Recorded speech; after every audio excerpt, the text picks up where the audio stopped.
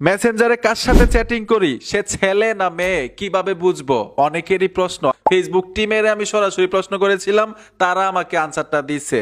উপায়টা কি? আরো কিছু প্রয়োজনীয় সেটিংস থাকবে মেসেঞ্জারের। এক কথায় অসাধারণ একটা ভিডিও, কেউ মিস করবেন না। আসেন মূল ভিডিওতে চলে যাই। প্রথম আপনাদেরকে সবচাইতে প্রয়োজনীয় কিছু সেটিংস দেখাচ্ছি মেসেঞ্জারের।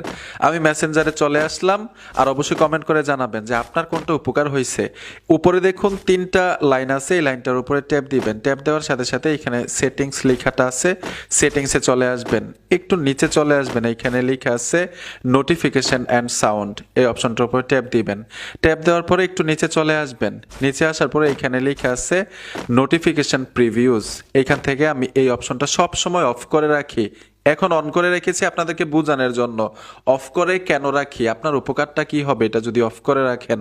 আমি অফ করে দিলাম। উপকারটা হবে এই, আমাদের মোবাইলটা কিন্তু স্ক্রিন লক করে রাখি সবাই, ঠিক না?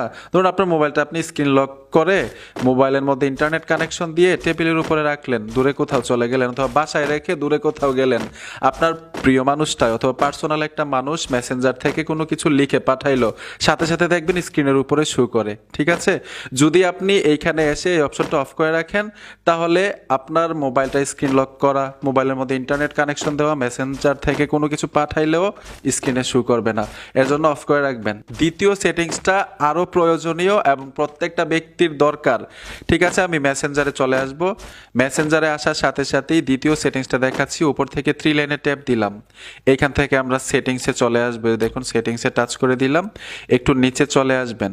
নিচে আসার পরে এখানে লেখা আছে প্রাইভেসি অ্যান্ড সেফটি, এই অপশনটাতে ট্যাপ দিবেন।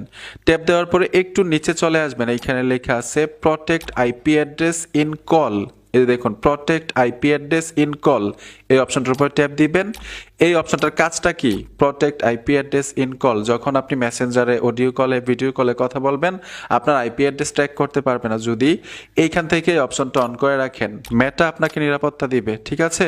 তো এখান থেকে অবশ্যই এই অপশনটা অন করে দিবেন। তৃতীয় সেটিংসটা কিন্তু আরো মজাদার। আমি সম্পূর্ণ ব্যাগ চলে আসব। সম্পূর্ণ ব্যাগে আসার পরে মেসেঞ্জারে চলে আসলাম। উপর থেকে 3টা লাইনে আবার টাচ করব, সেটিংসে চলে আসব। একইভাবে এইখানে লেখা আছে প্রাইভেসি অ্যান্ড সেফটি, অপশনটাতে ট্যাপ দিব।